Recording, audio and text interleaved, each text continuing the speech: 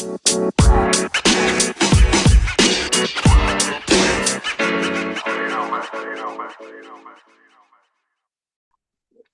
name. Wait, oh shit. Last name ever, first name greatest. Shout out to Drake. This guy. My name is Akeem. My name is Akeem Thomas. Little background about me. I was born in Miami, Florida. Shout out Dade County. Uh, grew up in New Jersey. The major part of my life. The most of my life. Uh, Let me see. Zodiac. I'm a Pisces. All them Pisces lovers. Pisces in the building. You're And me and Sean has this. Me and Sean have the same birthday, March 4th. And a little fun fact. That's all I got. You're gonna find out more. Just keep on listening to the podcast. You're gonna learn more about us. all right. As Akeem has said, my name is Sean D. James. Jersey born, Jersey bred. You already know. Uh Originally from East Orange, New Jersey, Essex County, from that 973. 973. Currently residing in Middlesex due to work. Sometimes you move because of work, unfortunately. But I got to say that was quite an interesting experience during the pandemic for moving, as some people may have experienced themselves. Yeah, soccer fan, both in the U.S., Atlanta. Let's get it, and overseas. Support West Ham in the Premier League in England, FC St. Pauli in Germany. Yes, I know it's a lot of teams, different reasons. We can touch on that at a later date. As of right now, you are listening to the Take Podcast. We bring topics to you, those that are not so popularized in social media or the media itself, but some things that are. We want to give everybody a taste of what's around the world, what's going on, not just here in America, not just Europe, but we touch Africa, Australia, South America. Hey, there's people that do live on Antarctica, not permanently, but there's people that do actually do live there. So we'll be touching on 7 continents at some point. As for that, let's jump into it.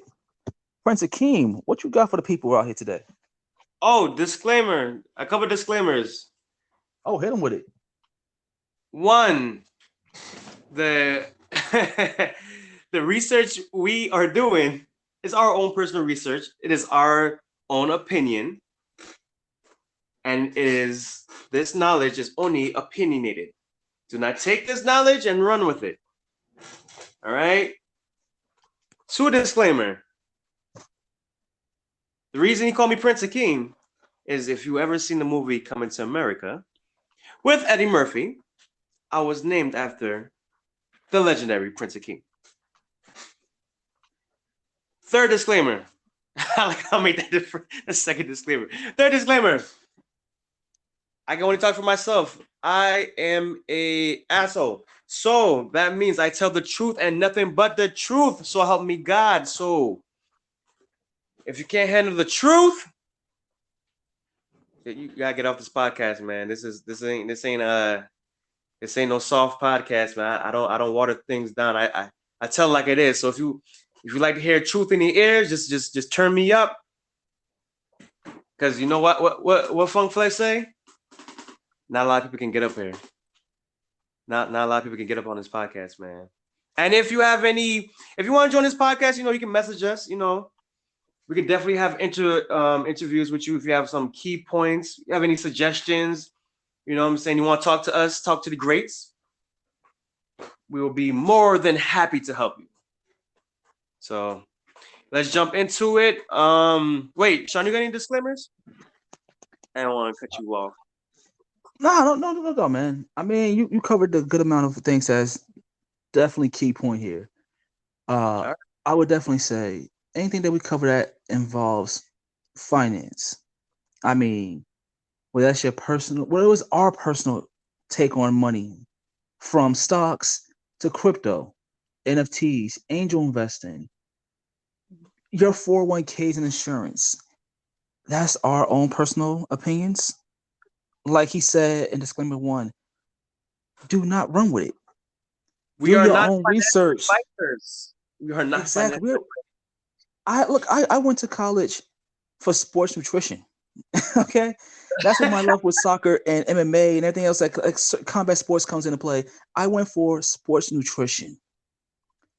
I don't have anything financial here. Anything that's financial wise is what I learned. Like he said, information that's provided to you on this podcast, that is our opinion. Sources will be provided as to where information came from in the notes.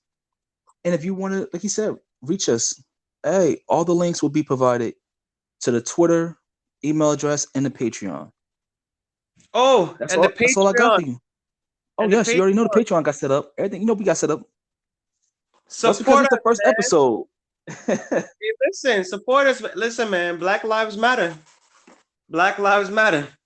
Gotta support your brothers, man. Just gotta throw it out there. Patreon. Listen, man. If you want to get exclusive content, I'm talking about the dirty. I'm talking about the things that you need to hear, but they don't tell you. Exclusive. This is only for the people who really are serious about this. And they want even a deeper dive in the knowledge. Oh, yes, we offer that. And it is located in the Patreon section. And yes, we will have different tiers. Because we're going to make sure we treat everybody with love, because this is a whole family at the end of the day. And we got a long road to go to build up this big family. But look, we planting the seed today, and we're gonna watch it grow. It's gonna take its time. It's gonna grow. We ain't got no viewers right now, but a year from now, with the consistency,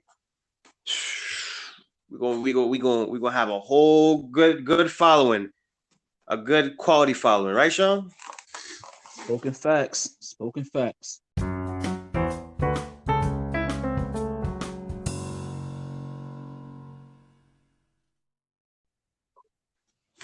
But let's get to it, man. So we'll talk about crypto, Shibu, Bitcoin. So what is it? Solana? Solana. Solana, yeah. Oh yeah, So I like Solana. I like that. now me, disclaimer, I got Shibu. I'm not telling you to buy it. I'm just saying what I have. Now I'm looking at the market, bro, and I'm looking at crypto. I don't know if you told me this or somebody else told me this, but like wherever Bitcoin goes, that's where the whole crypto market goes. So I'm looking Mm-hmm. at Bitcoin and it just cut in. I think it's at 29,000 at right now, if I'm correct, at this recording right now. And the crypto markets is like, you got to be careful with that, because when I mean you could get rich and you could get poor real quick, it is very serious. So Oh yeah. you can't. Yeah, trust me. I remember when Shibu it first came out, and I remember I put $100 in it, but I sold it. And if I held on a little bit longer, I could have made $700. And that was like, I think it was like in a week or 2 weeks. That was crazy. I was like, yo, this crypto I never, and it's so fun. I never was sold on crypto. I never was sold on crypto. Like when it was crypto is the future. I'm like, what? This was in 2019. I'm like, yo, crypto. I'm like, I ain't messing with crypto. Like, what crypto got I don't trust it. I don't trust that currency. But it's not about the currency, it's about the value that people see in an object. Because if I take a rock right now and everybody's like, yo, I like this rock. This rock right here. I'll pay 5,000. What? You pay 5,000? I'll pay 10,000 for it. Now we out here trading rocks. Like we forget all about the dollar bills. Now we selling rocks, i.e., diamonds. Yup. Yup. I'll be honest. for me, I didn't hear about crypto until 2000 and I'm gonna say 18 is when I heard about it. And during that time, say late 2018, I heard about Robinhood mid 18, but my wife was the one who actually sent me the link around the summertime. So I already knew about. I started hearing about crypto, and I started looking at investing. And I was like, crypto. I said digital money. In my head, it made sense. Right. Now the concept of Bitcoin being the future, that one I wasn't sold on, and I'm still not sold on it. But the concept of crypto itself, oh, I was definitely sold on that. And when they turned around and had initiated crypto onto Robinhood, it's funny. Me and my wife looked at it and was like, "Oh, this is kind of high price right now. All these prices are high. It's a couple $100. Like, what the hell?" At the time, we were just like, "I don't want to flaunt with money. We don't even know what we investing in shit." But they had that Dogecoin, and we was like, "Oh, put money on that Doge." And unlike my wife, I turned around and sold mines way before the run ups. I mean, before they even hit double digits, I already sold out. Cause I was like, you know what? I'm going to invest in stocks. I'll let her focus on that crypto thing. I'm gonna focus on the stocks. Should have held on. Should have kept a little bit and did more research, and I wouldn't have missed out on some of that run up. And that's why I laugh when you said the market is the way it is, because you got people who turn around, they're like, oh, Shibu's gonna be the next one. Oh wait, it's not Shibu, it's Baby Doge. Oh wait, it's his other coin, it's his other Inu. I'm like, wow, they are really just jumping on this stuff. I get Shibu. I get what you said. You put 100 on it. I did the same thing. At one point, I believe I think in total I've put about maybe 200, and I cashed out my 200. When it ran up, I took my initial investment out and let the rest sit as interest.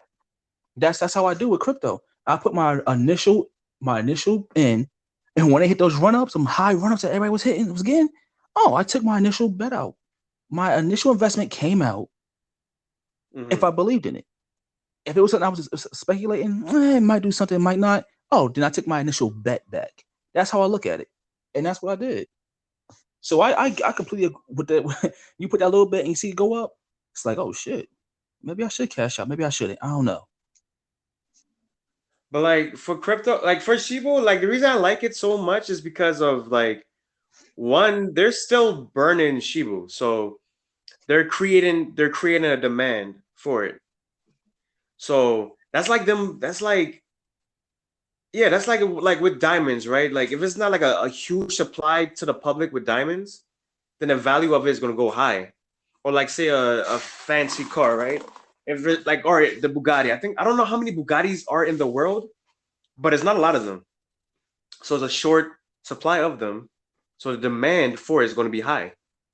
And you have to be on a certain list and like all these criterias that basically put you on a high horse and like, all right, well, not the average person. Because if I don't feel like I'm the average person, then I believe I don't deserve average things. So that's how the demand for like Shibu going up because if you have a million Shibu right now, I think there's like what like uh it's still in the quadrillions of Shibu, but when it goes to like trillions, Mm-hmm. and then when it goes to billions, that's when shit get exciting because now it's like okay, hold up, there's not a lot of coins, and on Coinbase you can actually see how many the days of people holding it. I think last time I checked was like 165 days. Before it was like 30 days people were holding it, 45 days. Now people are like, yo, listen, I'm not selling my Shibu. And the creator came out with a metaverse, a sheepverse. So now you got the whole now you can start buying land with with your coins. Now the way I see how that's turning out, I honestly, Sean, I believe everything is gonna go into like virtual reality. Like literally, everybody's gonna like give up on this reality because it's like, and it makes sense because it's like if you get like the shorthand in life, like the metaverse or the sheepverse, You can literally have coins by your own. You can be whatever you want to be. Like if people who can't walk, who can't talk, well not yeah, can't walk, can't talk, you go into another universe where you can do those things. That is the profitability of that idea is you can't even cap that. I So feel that's you why on that. cheaper is gonna be very valuable because those coins are like I will look at them as like freedom coins. They basically allow you to do things that you couldn't do. You know, that's my spiel on All right. that. All right. So my question is, I feel like some of the listeners might have some couple questions. One, when you say Shibu is being burnt daily, what does that mean?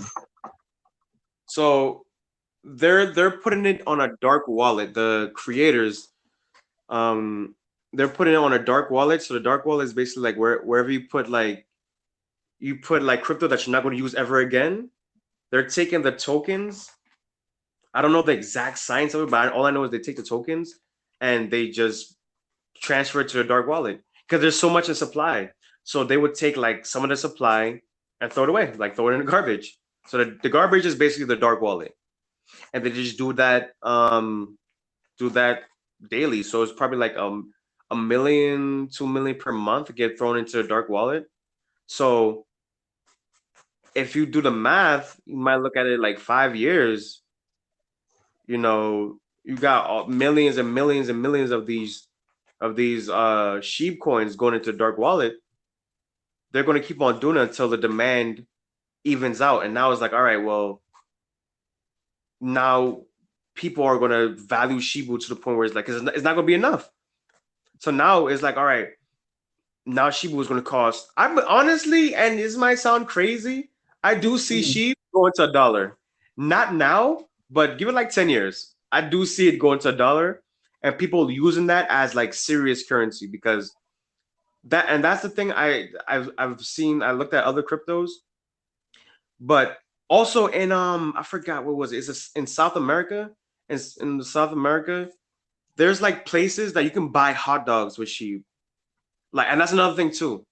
If for me, if it's tangible, like you can buy things with it, I take it serious. So they have Dogecoin ATMs. They have Bitcoin ATMs. They're not gonna people billionaires. They're not gonna invest. They're not gonna put their money in things that they don't see in the future of them using. They're not gonna do that. Oh, you know what? I think that Bitcoin or I think that Dogecoin is gonna. It might. No, no, no, no, no. They're gonna go to their advisors and say, "Hey, what do you think this is gonna happen?" Like, all right, yeah, take this coin serious. Okay, cool. I want ATMs all over the world that says Bitcoin, that accepts Bitcoin, accepts Dogecoin, accepts Sheeb. And I'm looking at other coins and I'm like, yo, is these three coins are taken serious. So so they know something that we don't know.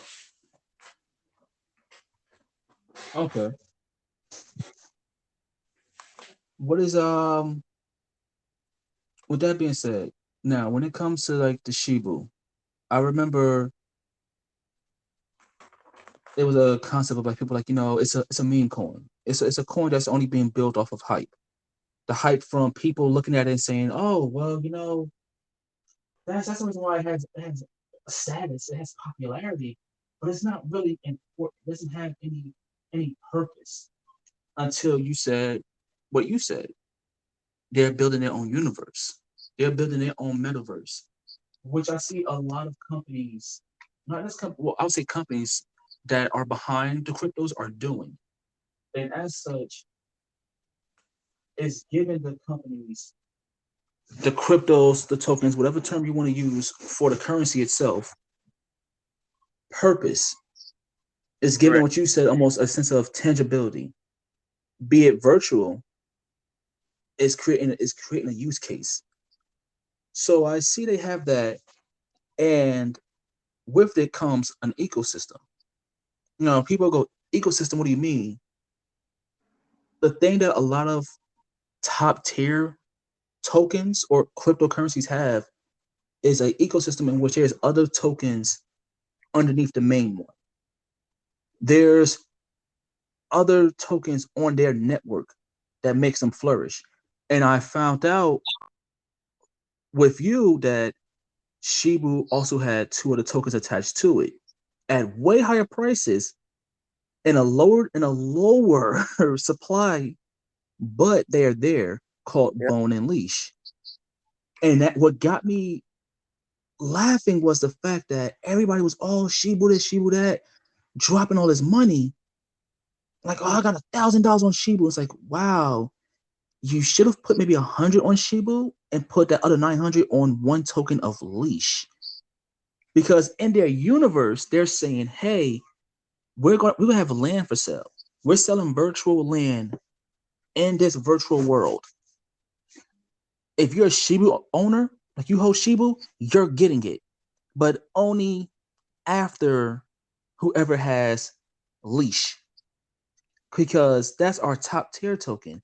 That token had a high value of $1,200. Last I checked, it was sitting around around 840, maybe $840. And then it goes, oh, whoever has Bone, they're next in line. It's a queue here. It's a waiting queue. So you're gonna wait, because then whoever has Bone, oh, that's maybe about $70, $60, maybe 50. The current stats of the market right now dropping. But if you got Shibu, don't worry, you're gonna get it. And I laugh because I go, if you want to be a part of that ecosystem, if you really want to be a part of that shit, you might want to get a little bit of everything to get your name out there. Because don't think they're not going to at some point drop an NFT to go along with it. Trust me, whoever has the top tier token in that ecosystem gets first dibs on those NFTs, gets Yeah. first dibs in their metaverses. And that's why I laugh. Because you brought up a good point. You said wherever Bitcoin goes, all the other cryptos go in the market. And that is why I found I'm not a fan of Coinbase.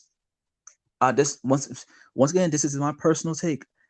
I'm not a fan of Coinbase as a platform to use for buy and hold. I see what they have available. I read the articles. I look at the comparisons, and I love the fact that they have the feature that says, "Hey, this is how this token moves. It moves tightly with this one. So when this token goes up, this token go up with it.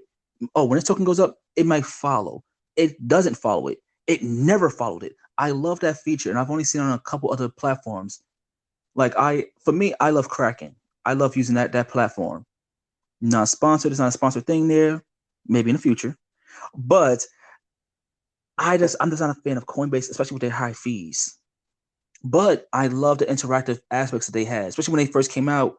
And people might join right now, and they're like, "Hey, get this free token, get that free token." I'm like, "Oh, well, that's a nice feature to have." So if it's something that you wasn't looking into or planning on investing in, hey, at least you have something that might go up in value. It might not, but you didn't pay for it. It was free. It was promotional. Right. That's like, I don't know, man. Like Coinbase is the only thing that accepted me, bro. Like every other crypto, like Kraken, uh crypto.com, bro, every single I'm trying to sign up, bro. And they just rejected me. I'm like, yo, why you not accepting me, bro? Like, listen, man, crypto the only thing that accepted me for who I was, for what I was. It didn't judge me. It said, come on, man, just come on, Keem, just here you go. You want some knowledge on crypto? Matter of fact, here's some free crypto, bro. And I was like, thank you.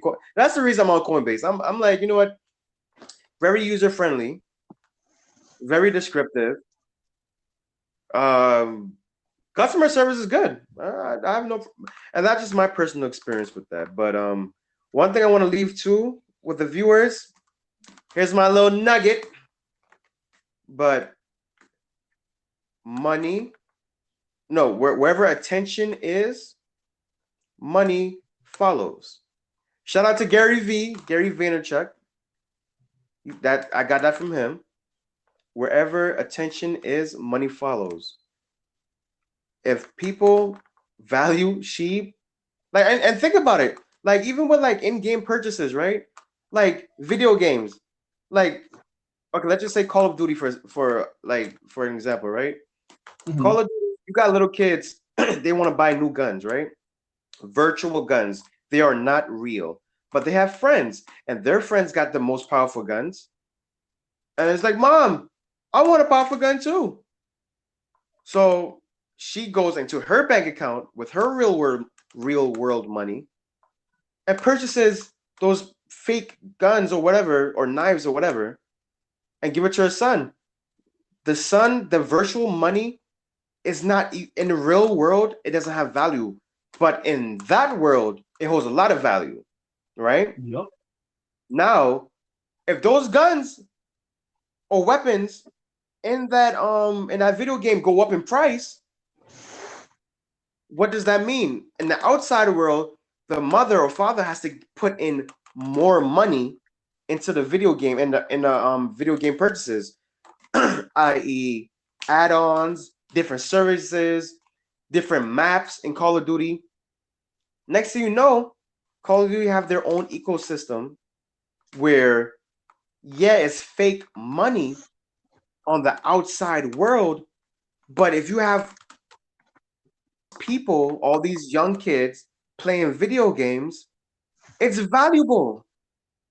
So when people think that, hey, crypto isn't valuable, I'm like, bro, it's valuable, but that its value is in the eye of the beholder.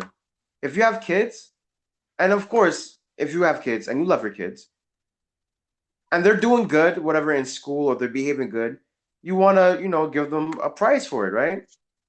If they're always on the computer playing computer games, you're buying them you're buying them in-game purchases. And if I'm the creator of the game, and I'm like, whoa, I'm getting a lot of in-game purchases. Okay, let me start raising the price up. Now he's getting now is like the video game is like the middleman between the game developer and the parent. The video game is literally just taking all the money. Obviously, it's giving back value, but it's virtual money though.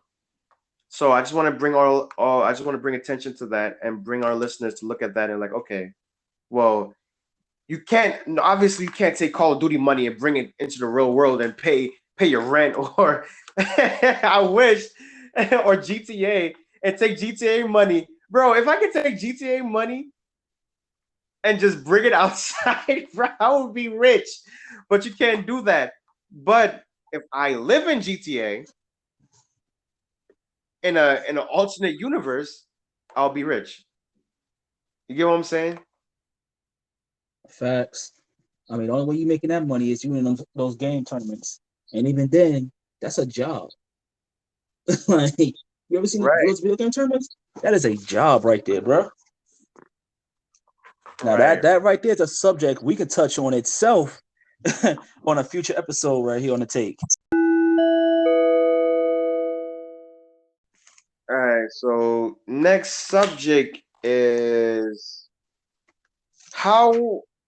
You know what? I do want to hear about the flight attendant thing. The flight attendant who they can't drink alcohol on the flight or something like that. Oh yeah. That was an interesting article right there, man. That was an interesting one I had with me and my wife. We read that. So apparently American Airlines wants to limit the amount of alcohol to 2 drinks per passenger, no matter the flight. Now, I've only been on American Airlines once, I want to say. I think I flew with them once. Majority of the time it's United. That's what my wife has the most points with. So we fly with them. All right, cool. Now, when I saw it, I said, "What? I don't get this. What's going on?" Because I never knew you could have alcohol in economy class. I thought alcohol was only for first class. You first class, you like a drink with that. Oh, we have vodka, we have gin. I'm like, what? I didn't even know. My wife was like, you didn't know that? I'm like, I don't drink on a plane. Like, if I'm drinking, I'm majority at home or amongst the friends and stuff like that. I don't do that. But okay, cool. We got this. All right. So apparently, during the pandemic, American Airlines was like, nah, they reopened it up to all class. Apparently, customers got a little too rowdy. And with their rowdiness, it was, yeah, we already got to deal with people with face masks.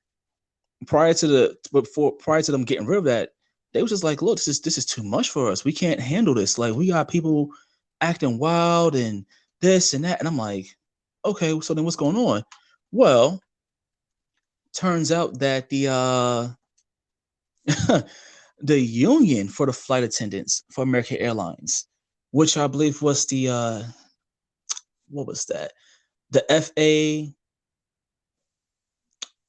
I believe that's what it was. Mm-hmm. Or was it no. It was American Airlines Flight Attendants Union. Yeah. And it was AL. I tried to put it as ALFS. I forgot what the name. I remember that their union wanted to instill that. Now, what Right. made it crazy was they don't all want it. Apparently, not all flight attendants want it because they're going, well, I find it to be bullshit. How are we going to turn around and go, oh no, they can't have alcohol. We can't do that. And in my head, I went instantly when I read that part, I went, okay, so the truth is, if you flying, you saying nah, you ain't gonna tell me I can't drink. I'm a flight attendant. I'm a part of this company. I'm gonna drink my ass off. If I want to drink, I'm gonna drink. That's what went through my head. But then I thought about it and I went, oh, they don't care about how long the flight is. If it's a flight from, I'm leaving from Jersey, so I'm leaving from Newark International Airport, and I'm going to Vegas. Oh, it's a 4-hour flight. Like, are you serious? Is that bad? You gotta have more than 2 drinks on this flight? I mean, if you got a medical condition and like a anxiety type thing, and the alcohol makes you calm, you could get drunk before you got on a plane. I'm just speaking facts. You could drink before you get on the plane. And they said this was the biggest problem they had because people would turn around and sneak alcohol onto the plane. I'm like, how are you sneaking alcohol onto the plane? You can't come through the airport with liquids with you. But as soon as you're into those terminals and you get through in the waiting areas, you got food and alcohol that you could buy in the waiting lobbies over there. Like, you can just go buy it. So what do you mean they sneaking it onto the plane? How are they sneaking alcohol? That's a misguided, that's a little misleading right there in that little statement in that article. But okay. So then I'm like, okay, people would get over drunk and then come on the plane messed up. And I'm like, wow, okay, I see how y'all have a problem with that. But when you turn around, you say, hey, your flight from Texas to Honolulu and you can't drink, bro. If you're telling me I'm leaving from New York, if I'm leaving from JFK and I'm going to Honolulu, I'm looking at almost a 12-hour flight. Right. And we're not even talking about a straight flight. I might have to turn around, get off, and transfer to another plane. And you're telling me, oh, you can't drink this long flight and this and that. Some people feel some type of way about that. Like, hold up. What? What are we talking about here? What you mean I can't drink? Are you serious? But I understand the other aspect of it. So I feel like, my wife said it. If this is the case, then why not keep your drinks the same price for the first 2? And when that third drink come in, have the price raised up. All right, it's 20 now. It went from 9 to 20. What you want to do? What's your take on that? What they gonna do? They gonna complain. They gonna complain. But I mean, I'm actually on both sides. Cause one, you're not about to tell me I can only have 2 drinks. I'm grown. I personally can handle my liquor. But I'm on the other side because some people can't handle their liquor and they go mess around and get messed up on the plane. But this where the liability comes in because then it's going to be like, oh, well, the flight attendant for American Airlines kept on giving me drinks and I didn't want to say no. So I kept on drinking it. And that's why I got drunk and that's why I hit my head. And that's why I died on the plane because it's American Airlines' fault. They should have gave us a 2-drink limit, but they said all you can drink mimosas. They should have never told me that. I have a indulgence. I have an indulgence disease that every time I hear free drinks, I have to drink out. Bottomless. My brain makes me drink all of it, and it's your fault. So literally, they can literally play that card, like literally every single time. Two, there's kids on the plane. Um, so it's gonna be confusing because it's like the reason why underage kids can't go in a bar is because they're underage. So then it's like, all right, you're serving an unlimited amount of alcohol around babies and kids, and it's like, okay, is that kind of like a double standard? Whereas, like, okay, yeah, that's my son, but your son is 4 years old, and you're still drinking around him in the public's eye. And mind you, it's on who property? It's on the airline's property. So if anything happens where a kid gets alcohol poison, yeah, but the airline serves alcohol, right? So there's a lot of like little gray areas in there. The whole amount, I don't know why they said I don't know why they said two, like exactly. I don't know why they didn't say one. It's like, okay, you have two. Two is like, all right, well, you can't get too drunk off of two, but then everybody alcohol tolerance is different. Well, see, the thing with that is, have you know how you go to them cups not big, bro. It's not no cookout junk. It's not Well, they even give a you shot. bar. Bro, even the bar has bigger cups. The cups they give you on the airlines, you know, how you go to the dentist and they had the plastic cup and like, all right, here's a No way. mouthwash, rinse your Nah. mouth out, bro. I'm telling you, the cups they give you, I want to say the amount of alcohol is probably the equivalent of like hey, can I get a sippy cup? Not a sippy cup. Can I get a what's the juices that kids would drink? Like the high C Apple juice, like juice? the little mini ones. Apple juice? Yeah, like an apple juice, something like that. Like little mini ones. That's like a little, put the straw in the little pouches, like the little box ones, a squeeze box. Let me get a Yeah. juice box, bro. The It's Capri the Sun? equivalent of that. The Capri No, Sun? even a Capri Sun has more, bro. Oh God. So this is why I'm saying when they said two is a limit because they give it to you straight, unless you ask for mix. And which like, well, can I get a little ginger ale? Whatever, I want to mix up something like that. Fine. Otherwise, they give it to you that shit straight. Like if I drink that, if I get one, that's the equivalent of me making like I know from United. That was the equivalent of me having like 2 or 3 shots in one cup. But it's like once again, that's 3 ounces. It's like what's only 3 ounces? I mean, technically you would have took that shit back in 2 gulps. Like, yeah, I could, but I wasn't trying to get that feel that burn. Like I just got up like 2 hours ago and just made to the airport, my guy. Like, come on. So if you say two is the limit, you may be looking at, all right, this person has 6 ounces already. Like, you know what? We might have filled, you know what? We filled your cup up with a nip. Like you went to the bar, like so you went to the liquor store and got one of those little 99-cent joints. That's what you're drinking. You're drinking two of them junks. So they're looking like, yo, if we gave you two of those straight, depending on what you asked for, we're not watering it down. We're giving it Right. to you straight. It ain't watered down, trust and believe.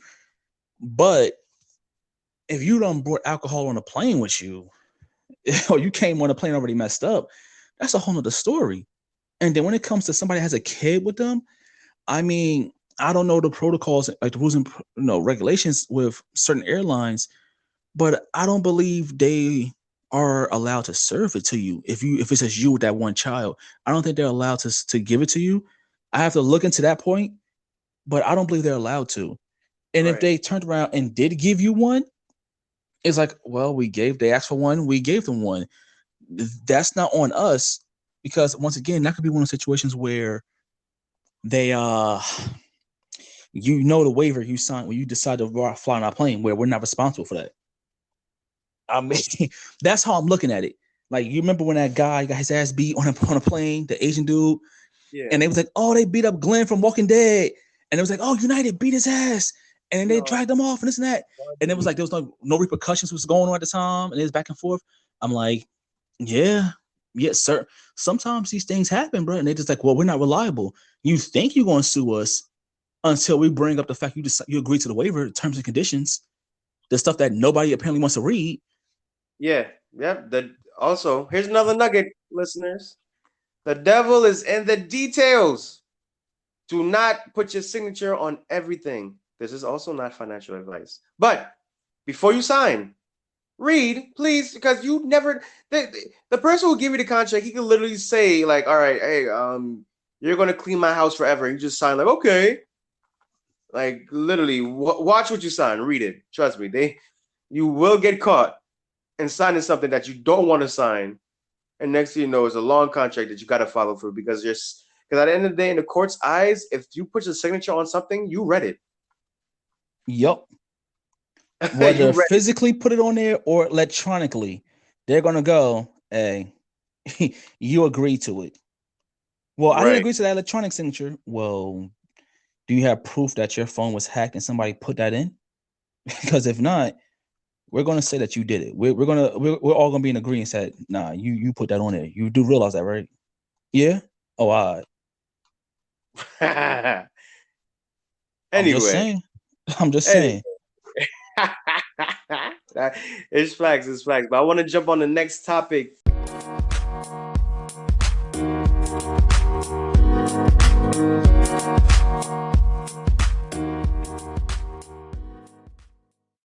The next topic is, what is it? Bugs in Africa?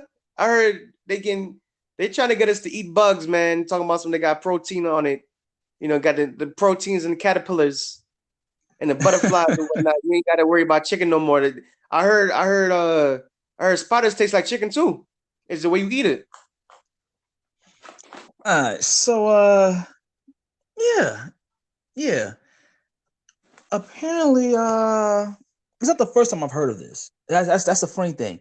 It's just it threw me off when I was just happened to be scrolling on my YouTube, and I saw the video from Rising Africa, which is a channel that covers a lot of things that goes on in Africa and other countries of African descent around the world that has correlation with them. Like one topic I found was interesting was how Haiti applied to become a part of Africa and was denied. Really? Yeah, they applied to become a part of Africa after once like the whole independence thing took place, and they all those years, decades, and they was like, hey, look, we want to apply. I believe it was in the early 90s it happened, and it was just like it was a long wait period, and they was denied. Now it was a lot of issues with it was a lot of countries behind that was a part of that denial, but that really blew my mind when I heard that. I was like, wow, okay. So yeah. Now this bug thing got me because when I first heard about it, it was over in Europe. Yeah. And they was talking about, hey, we're looking to turn around and have the next level of mass production for protein because when you look at not just America, but the human population as a whole, we're already struggling as it is to meet food demands, which blows my mind how we're always struggling to meet food demands, yet so much food is always wasted in top countries and other countries are just like they're starving. I mean, bro, me and my wife literally we turned around, went to we dropped a car off to get detailed, and we're riding back. And I said, I just got off work, and I was just like, hey, you want to get some breakfast from the bagel spot over here? She's like, yeah, sure. So we go there, and I was like, all right, I'm gonna get that. So I don't eat beef like that, that often. But I was like, you know what? Let me get a. They don't have turkey. They don't have turkey bacon. I'm like, what the? You have turkey bacon? All right, let me get a beef bacon, egg and cheese on an everything bagel. So then she got hers on a roll, and she's like, hey, I want a bagel with the cream cheese on it. Boom, we're eating, and then next thing she was just like, I'm not feeling this. This bagel just don't. I'm not feeling it. So then she was like, you know what? Nah, I don't want it. All right, fine, no problem. Just toss it out. But then it's that concept of, hey, we just tossed food out because it was just like, yeah, I don't want it. It was like, well, what was wrong with it? Oh, I just didn't want it. But there was nothing wrong with it. I didn't want it. Why are you questioning me about this shit? right? Yo, back up off me, bro. What you questioning me for? But once again, that's that concept of like, hey, man, we waste food. Like it is. Sometimes you just be like, yeah, I don't even want this, man. Like, yeah, I'm good. I don't want that either. Like, F it, just throw it away. And it's just like, damn. So Bro, they was talking about, hey, we have farms. We have bug farms. And I'm like, bug farms? What?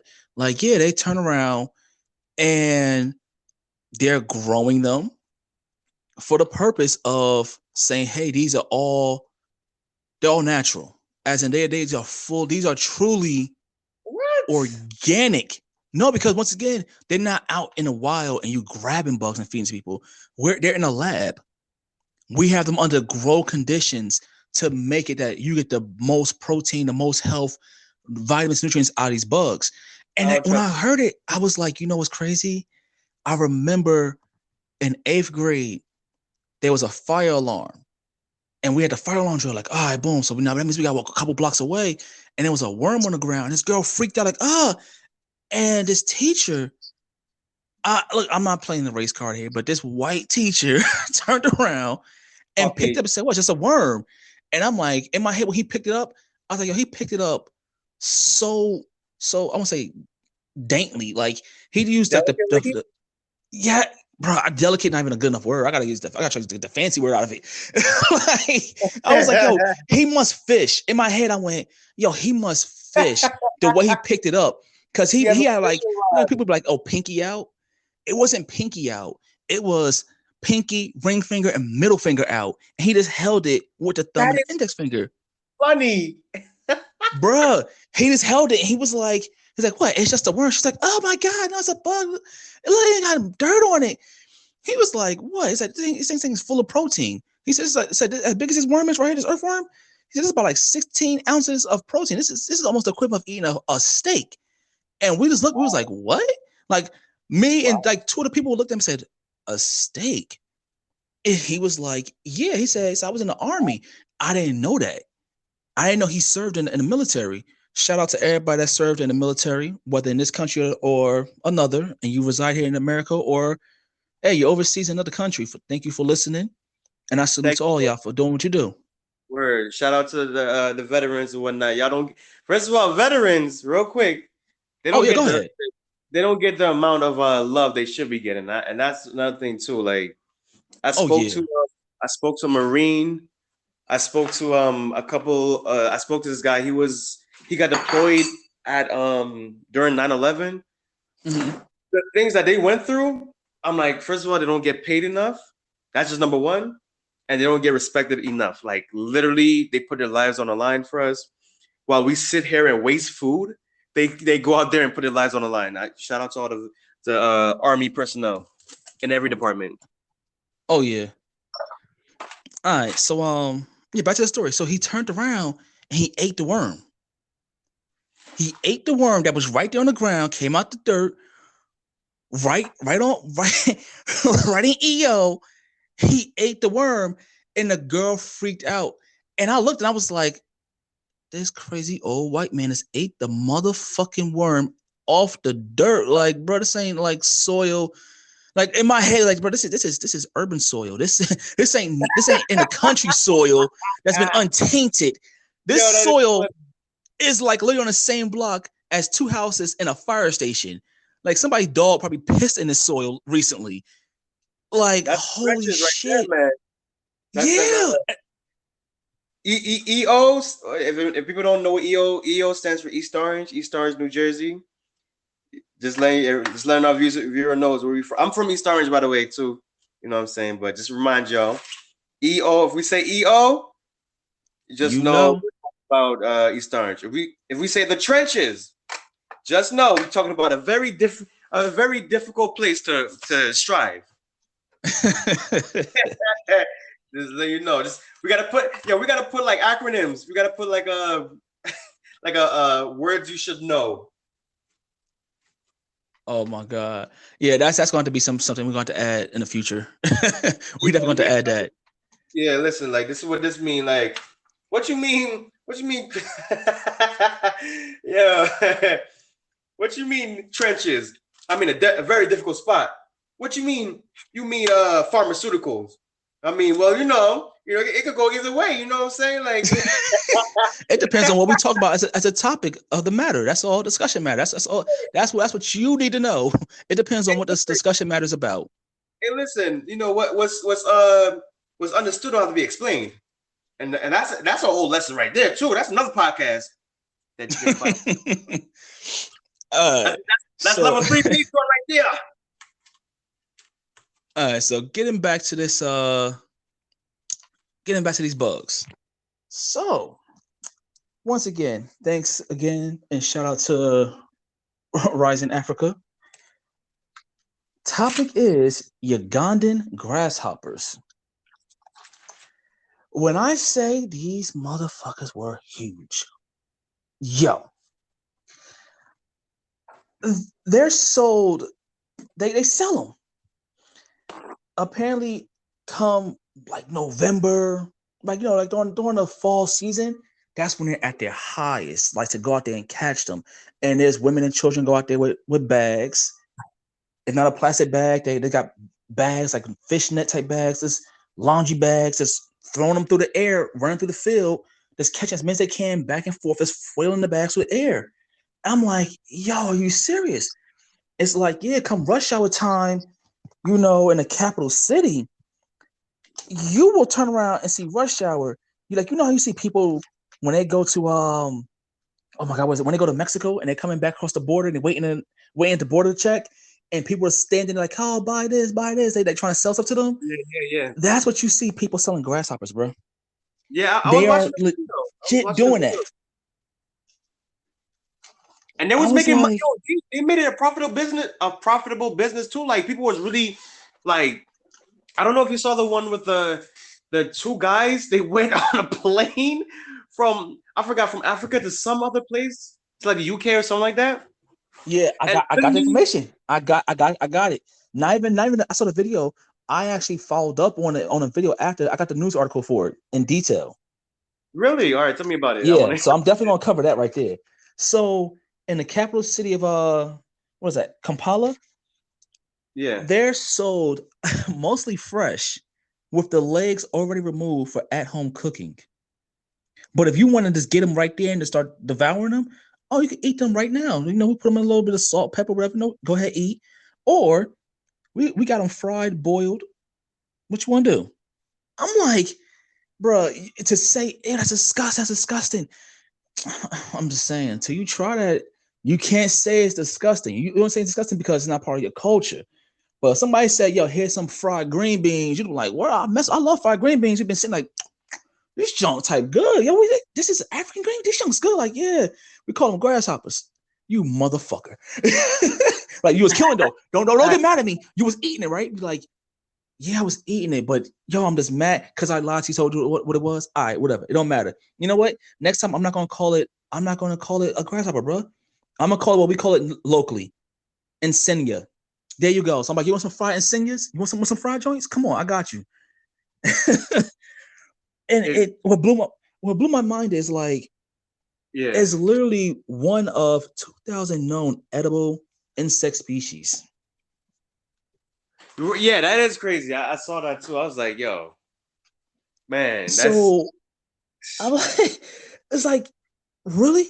2,000? But when you think about it, it's like, well, I mean, almost every animal in the world is edible. So is it really that surprised to think insects? Like, okay, good point. I mean, when you turn around, it's like over 2 billion people worldwide eat insects daily. It's like,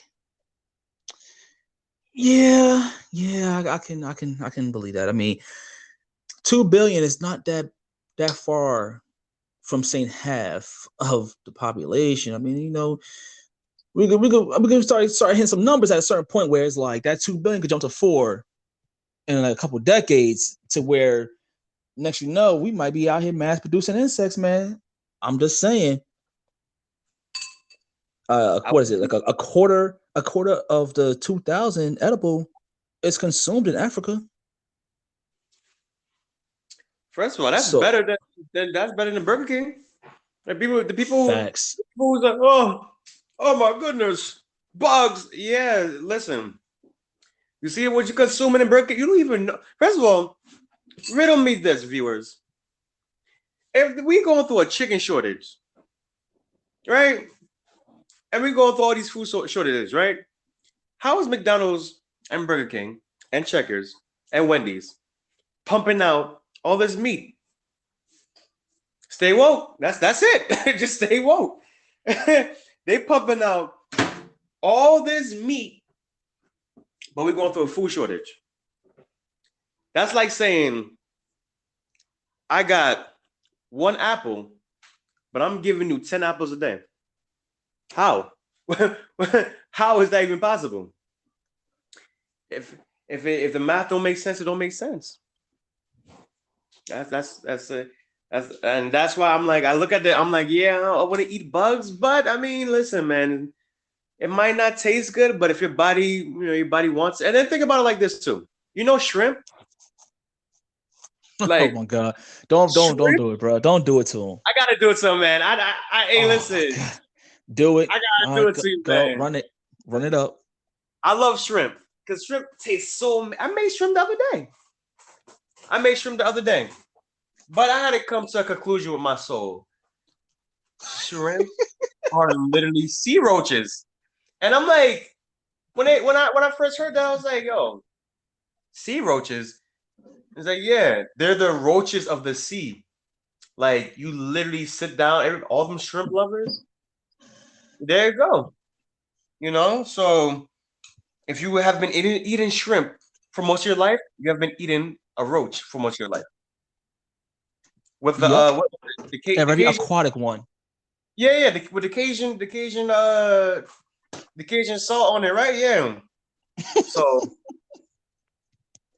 there you go. Let's not even talk Oh about man. crabs and lobsters. I don't want to talk about that. That's gonna mess up I everybody's day. see. That's I'm gonna keep my mouth shut. I'm gonna keep my mouth shut because that lobster one. What for people who don't know about the lobster one, you'll find out. You'll find out when you join the Patreon when we cover that. You'll find out that one is a that one gets wilder to me than the shrimp actually. That one gets so wild. But you know what? We're gonna leave the sea alone. We're going back to land. Now, All right. when I found funny when you think about it, right? When you account for sustainability, growing demand for quality protein, and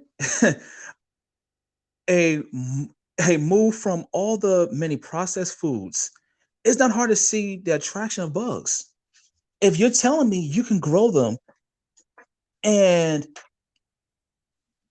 you can control the amount that's grown and you can mass produce, let's be honest. At a certain point, people talking about, oh, well, I need my protein shake and I want bread, I want to eat this and that. I mean, at a certain point, it's not hard to say, well, you want to eat this bread over here? Like, what you mean? I mean, this bread is made from cricket flour. This protein shake is made from locust powder. Oh, you want some spaghetti? Oh, that's made from mealworms. And it'd be like, what? Bro, I just ate all that food at your house and that's this all fucking insects? Bro, I know you was vegan. I said, fine, I'll eat a vegan meal. Oh, I knew you was vegetarian. But what the my man had Wait, to eat insects. Oh, we're not friends no wait. more. We're not friends no more. I'll be What do you like, call that? What do you you call people know, who only eat insects? I've never heard the term for it. Yeah. I've never heard the term for it. Yo, look that up, bro. Because I'm curious. I'm like, yo, if you only eat insects, what are you?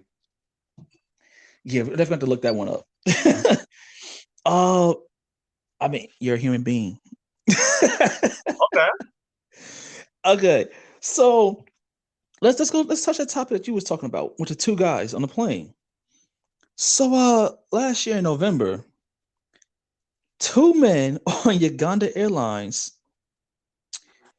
Oh man, these guys were wild. These guys were wild. They they started selling the insignia, or once again, the grasshoppers, to some 40 or so passengers, according to a trader from the Kampala City Traders Association, the KACITA, which these two men actually belong to. So they're part of a trading association in the capital, the main city in Uganda. Now, what is so crazy is most people didn't know what was going on. Apparently, the one of the guys, he he got ridiculous. My man named Mubari was like, "Oh yeah, I got grasshoppers." They be like, "Oh what?" People like, well, you got some, you got some." My man opened the bag, had a leather fanny pack, and opened it up. And you know how people go to the. You ever been at the pet store and somebody goes buys like some goldfish or like little fishes. They put them in that plastic bag with the water, and it's like, here you go. Yeah. He had those in his fanny pack. He goes in, puts his hand in, shake his hand up, pull him out. Here you go. Boom. Next. And people was like, wait, he got what? Right in the middle of November when it was peak season. But apparently it was hard for people to find them. So he was like, well, I got a whole bag. People was coming out of pocket. Here you go. His flight was from Entebbe in Uganda all the way to Dubai. So that flight, they was just coming up to him like, here you go. Now, when he was selling these things by the handful for 10,000 shillings, 10,000 shillings in Ugandan money, one, I was definitely when I heard it was called a shilling. I instantly thought Pirates of the Caribbean and some medieval shit. And I was like, yo, I want to play Elder Scrolls on my Xbox now. I haven't played Xbox in months. I want to go let me see if they got shillings in this game. So when I said he was selling for 10,000 shillings per bag, I'm like, yo, how much is that in American money? Now, a future topic I'm going to touch on another week or two. It's going to be dual citizenship. And one thing that I've learned while researching this topic is the value of the US dollar to other currencies. So apparently 10,000 shillings is the equivalent of $2.81294. I said, bro, we talking crypto right now? What the fuck is going on? Hold up. He was selling bags, handful bags of crickets for $2.81. What? To about 40 so people. Bro, you made just a little over $100. That what? Okay, so because your boy want to pull his phone out and film this shit and put it on TikTok and all your other social medias, I would have looked and been like, hey, Kindandu, what the fuck are you doing, bro? What do you mean? I'm filming, showing how good business we are. Oh yeah, you know what? Do that. Go ahead, do that. I would have looked at them and said, wait, what? Bro, why are you doing that? You're fucking shit up. Why? Because the flight attendants turned around and said, sir, you can't do that. And he proceeded to continue doing it. He said the other traders said, hey man, you can't be doing that. He ignored them. Other traders that was on the plane said, hey, what you mean they can't do it? They're earning a living. Let them be. It wasn't until the captain left the cockpit, came back there and told him, hey, bro, you can't be doing that. Sit down. When he stopped doing his sales. Now, apparently it's allowed. It is allowed to actually bring the grasshoppers on the plane with you. They have no rule against it. It was the act of him selling it, having passengers get out their seat and rushing over to him, and then going back to their seats and people creating a line of transactions. That was the point that was wrong, and the fact that he didn't turn around and respect the flight crew to not do it. Thus, that's really it. Yeah. And as a result of this, when they flew back from Dubai, the police was waiting for them and arrested them on three counts. Now, I found it funny because I was like, after that, there was no more updates on it. So I went searching for it, and I found info on urn.com, which is a Uganda radio network. An article by Joanne Akilo, who went in detail about it and said basically the trade association is like, well, we don't want you to send them to jail because they're talking about, well, my man might do 7 years. Damn. I said, oh, 7 years. 7 years for less than over $100? Bro, you you crazy. I think I'm about to do 7 years in jail just for less for bro, I didn't even make like 125. My nigga was like, what, my God, what are we talking about here? What? Oh, you gotta be kidding me. They're saying, look, we want him to be punished. These guys have said sorry. The passengers that made money and other traders are like, hey, look, man, they apologized. They said they're sorry. You know, if you're going to ban them from taking a flight or something like that, or they can't be on the airline for a while, we understand, but they shouldn't be doing no jail time. As of right now, there's no updates after that point. But what's funny about it is They're trying to make an example. Yeah, They, but what's funny is the airline, after seeing the footage, went, we might have to put those on a menu at some point. I said, stop playing with me, bro. not you. Don't tell me you're surprised about that, bro. Don't tell me you're surprised I about that. I was surprised. I Don't was tell me you're surprised. surprised about that. That's Yes, I like was. that is like literally. Oh, what business? But like that's like a business that they see you doing something innovative and they just copy your idea. But see, they have the legality to do it because it's like, all right, we don't got the innovation to think for ourselves. Hey, this is a good idea. Hey, we're gonna start Mm-hmm. making it. That's that's really it. What the two guys did is an amazing idea. What they should have did Yeah. was talk to the pilots. Hey, yo, I'm gonna break y'all off. That's it. Make everybody. If the pilots didn't win, the pilots and the staff they didn't win. So they just watch Mm-hmm. you out of nowhere. I don't know who you are.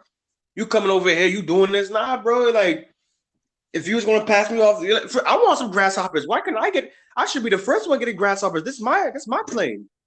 Yup. You feel me? What about my kids? Make sure they eat first. I'm like, yeah. So I just want to run it up real quick. I'm like, all right, go ahead. Just don't. We can just you walk up to all the people, or matter of fact, have the flight attendant sell it, and you profit from it. Yeah.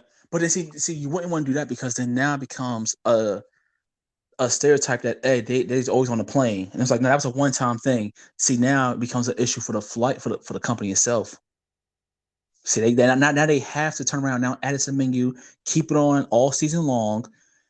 It becomes an issue. So the best thing he could have done was just say, "Hey, look, is it okay if I just continue and like another half an hour or so? We doing it in increments, or I get the bags, you walk down, I'll break you off. Can you do that? Can y'all help me do this? I'm willing to break you off a piece of this income."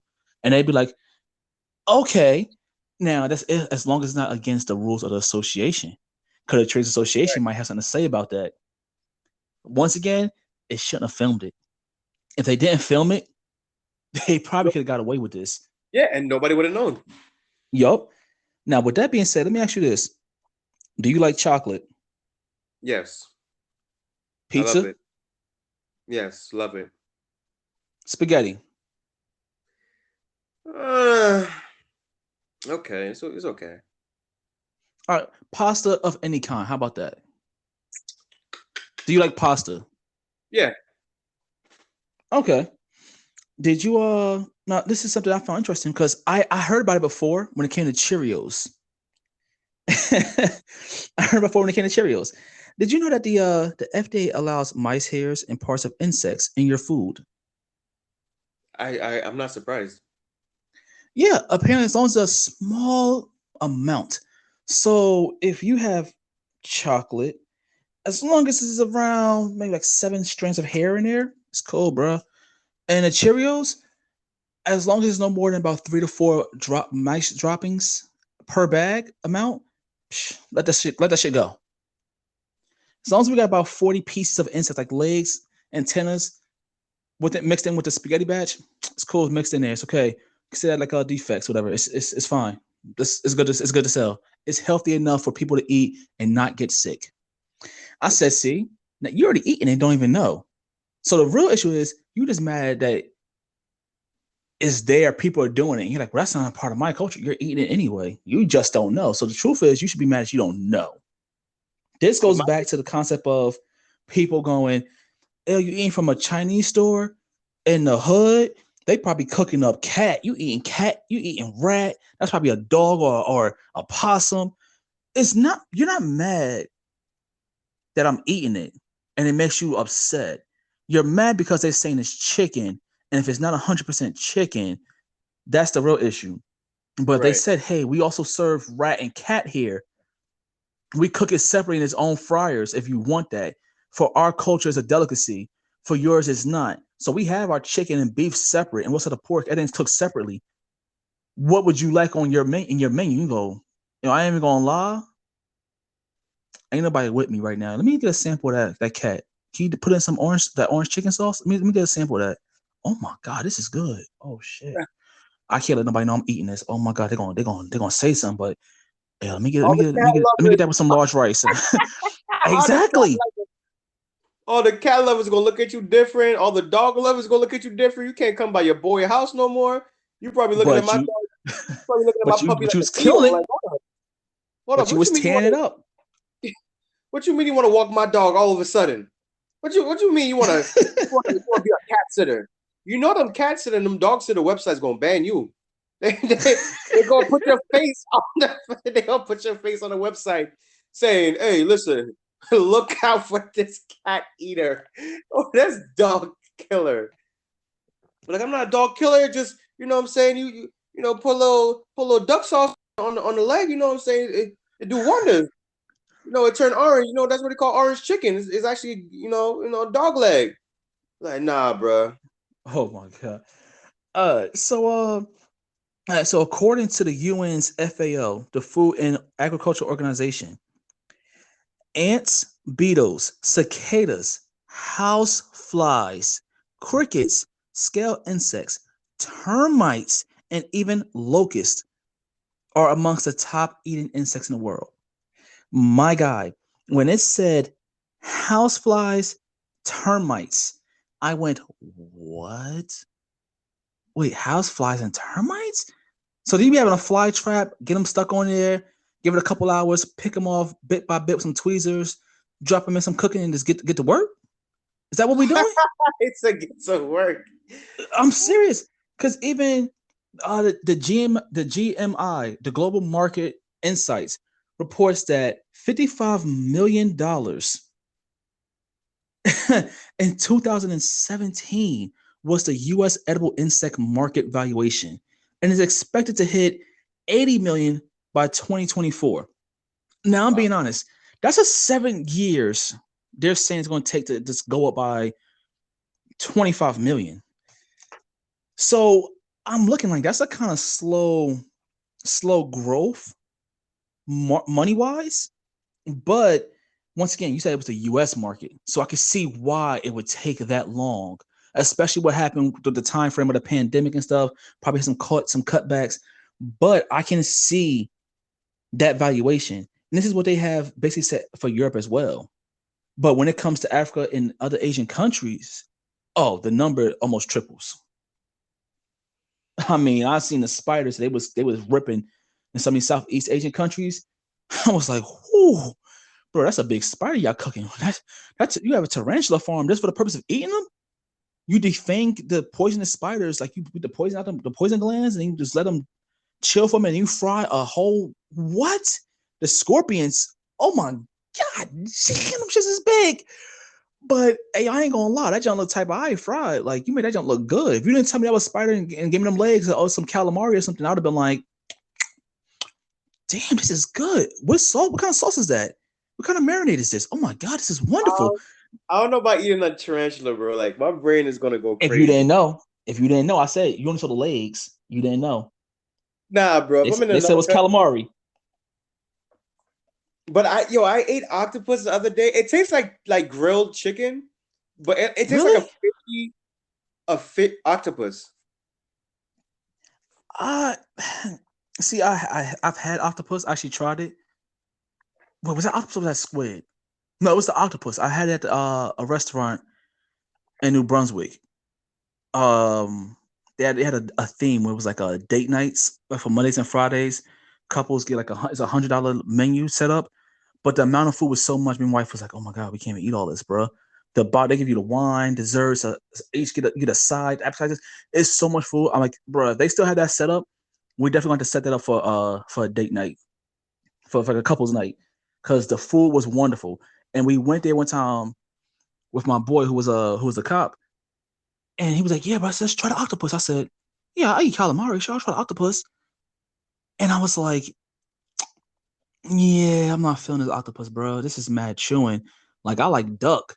Like, I'll get some duck. If you fucking to a Thai restaurant, got some duck pad thai, I'm getting that for chicken.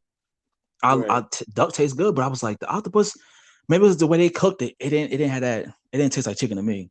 I love how everybody say everything tastes like chicken at some point. It's like, look, man, it depends on how you season food at this point. For me, it depends on how you season food to mix it relevant in your head to something else. Right. But I mean, when it comes back to these insect things, it is crazy just to think like you could be getting almost 3 times the amount of protein and more vitamins and minerals than you would from a regular meal. Like that, that's that concept of loan. And this like you gotta think about imagine how many insects are good when you have a drought. You got these water shortages, you got land shortages for all these animals and stuff. When you think about that, over a quarter of the earth, almost a quarter of the earth is literally used for livestock just to help feed people. But Right. it's like at a certain point, I mean, we're gonna run out. At a certain point, land gets scarce. They talk about climate control. I've listened to Bill Gates' book on the climate crisis stuff. Let's hear his take on it, and it was very intriguing to hear just the mere aspect of what happens with farming and how much gas is produced from the animals, like the from cows and everything, the manure. And I'm just like, the manure, the burps, all that stuff. If we turn around and really start switching over, you can't tell me like, oh no, man, I ain't eating that fake burger shit, that vegan shit. Bruh, I went to BJ's and Costco. I get my salmon burgers. I get my vegan chicken patties. Bro, I kill those chicken patties. They taste better to me than an actual chicken patty. I mean, like I will eat two of them and be like, oh my god, I'm full, bro. Oh my gosh, I ate this. I'm so full. You get a regular chicken patty, I mean, eating like 3, 4 of them junks and be like, I guess I'm full now. I don't want to be greedy and keep eating.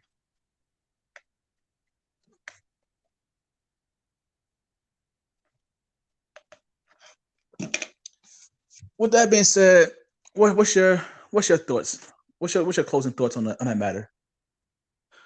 Oh man, give me them grasshoppers, man. If it I'm like, hold up. I was seeing a grasshopper the other day and they kind of looked delectable, but I was like, I don't know. I don't know. You just walk with your boy and be like, yo, I'm hungry. Oh, where? I got some food. Like, where? You just turn around, get a grasshopper, and just pop the head off and just start eating it right in front of you. Like, yeah, you want a piece? Like, I don't know. You know what I'm saying? You got some hot sauce with you? You got some dip I'm sauce with hot sauce. I'm saying I was at Chick-fil-A yesterday. I mean, you got some Chick-fil-A sauce with you? you? Yo, yo, you know what's so crazy? I have a friend that carries hot sauce wherever she goes. And I I was thought like, that was weird to me. When I heard that, like that's what black people do. I'm like, I've never met a black person that does that. I And I found it. remember when what is it? I think Beyonce had a song about it, and she was like, she keep that hot sauce in her pocket. People was like, "Yup." I'm like, "Yup." What are y'all talking about? Who the hell does Hey, that? yeah. What you mean, yup?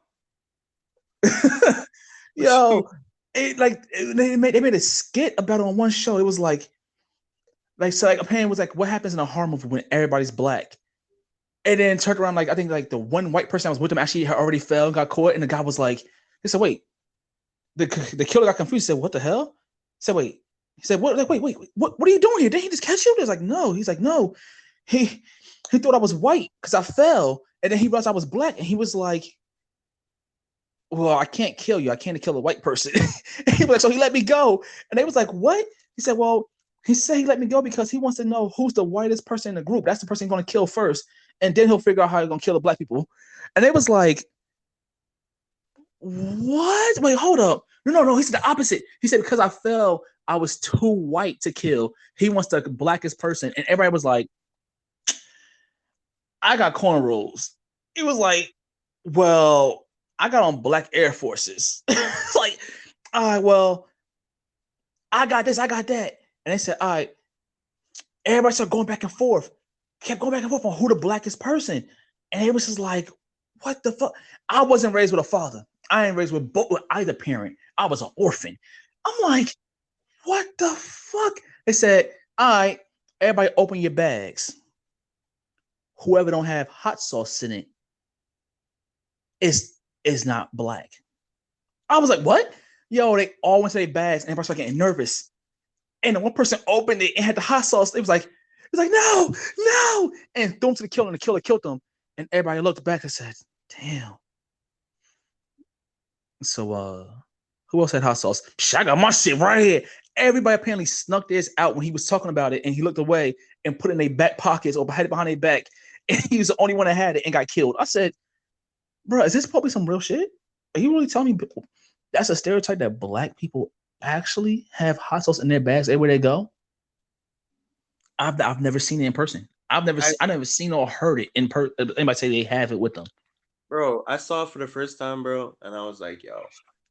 I was confused and happy at the same time because we were eating something. Look, I was confused. I'm like, yo, this is really happening. But then, like, we were eating something and it warranted hot sauce. And I'm like, yo, you are so resourceful. Like, I'm so glad you thought of carrying hot sauce with you. And she's like, yeah, everywhere I go. And I'm like, yo, you can judge it however you want. That's like carrying duck sauce with you. Like, why would you carry duck sauce? It's like, just in case the situation warrants duck sauce. That's like carrying water. If you go to the desert, no, if you're walking somewhere, you go somewhere far, you might as well carry a bottle of water, right? So you go somewhere far, you might as well carry a bottle of hot sauce. I see no issue with that. God! I see all the I see all the logic. Like, you know the crazy part about it is like, Sean, are you really laughing? I'm like, what you mean? Then I gotta stop and go, oh shit. Like, exactly. You of all people's laughing?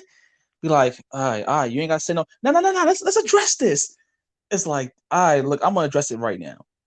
I'm a type of person that becoming like a prepper, like some doomsday shit. Like, I have a bug out bag. I have food in the car. At the scene what happened on that last snowstorm in Jersey, when people my friend in Jersey, when it was coming, I think when it's come up I-95, some shit. They was like trying to come back from like down south, and people were stuck on the road for over 24 hours on that road. That snowstorm hit, and there was many people who had no food, no water in the car. There was happened to be a bakery truck, and they were saying, "Hey, people was like posting online, we need food." And the owners called the driver in the truck, said, "Open the truck and start passing out the bread and whatever pastries we have to people so they could eat." Because people starving. Apparently, some people are like hypoglycemic. People they don't have the insulin. They need something to keep them going. And the guy opened the truck said, "Hey, let them know. Come get food. Let's have food."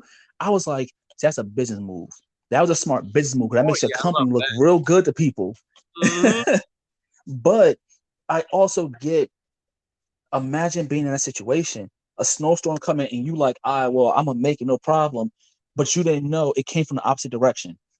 Now here it is, you stuck for 12 hours, and your only source of using the bathroom is to get out the car in that snow and go. Or like, I got a cup, I'm about to pee in this cup and then just toss it out the passenger window on the side real quick. But it's like outside of, that's if you're in a car by yourself. This is why I keep a blanket in the car. I even got a blanket in my car just so I can go wrap up. I'm warm. I'm that person come prepared, but I don't have hot sauce. Oh no, but Sean, I got some cookies. I got some jerky. I got some seaweed. Yes, I have lightly roasted salted seaweed. I got water. I got drinks. I might get bored. I got 2 Black & Milds and a lighter. I don't smoke often, but if I get bored, I'm gonna smoke and sit in that car in that snowstorm with some music and relax. This is why my car does not go under a quarter tank of gas. I'd be like, you never know, mercy might happen, bro. If I gotta drive from here all the way back to EO or further out because of family mercy, do you really want to turn around and not have gas in the middle of the night, and now you gotta find the nearest Wawa that's open? That makes sense. That like, that actually them gas so much sense, yo. When people was complaining about gas, bro, we go to Costco. Costco prices was way lower than everybody else's. People are like, oh my God, it's like $4.50 for gas. I'm like, $4.50? But I pay like $4.20. What you paying $4.50? What you paying $4.20 at? Costco? They open at 6 a.m. I get off at 7. I'm still right there before that morning rush. I'm good. What's up? What you saying? Yo, man. I'm just saying that seaweed gonna go good with the hot sauce. That's all I'm saying. So if you guys want Sean to get hot sauce, just send him a message and say, Sean, get the hot sauce. Give him the hot sauce emoji. Is there a hot sauce? Now give him the emoji with the face with the tongue out and it's sweating and like the face is red and shit. Oh my Yeah, god. send that emoji to his DM and whatnot. Say, yo, get the hot sauce, bro. Stop playing, bro. Get the hot sauce, man. All right. Well, we're coming up on an hour and a half on our first cast here. On average, we will be doing an hour. It's our first one, so we're gonna just run a little extra for the people out there. But at times we will have ones that might run an hour and a half, maybe even 2 hours. Yeah, man. You never know. Somebody stops by, we have a guest of some sort. Topic might be that good. You might hear it here. You might hear it on the Patreon. You never know. If you have some topics, anything that you would like us to cover, anything like that, once again, the links will be provided for you. As that, I'm good to go. What about you, Prince? How you feeling? Yeah, I'm good to go. I'm glad, man. First podcast was a success because we actually did it. That's success. I wasn't even going to do it, but you can't in life. There's always things that's going to come up, but at the end of the day, there's always something that's going to come up. At the end of the day, no matter what. So glad you guys listening. Shout out to the viewers. No, shout out to the listeners. Shout out to them. You guys could have been listening to anyone else.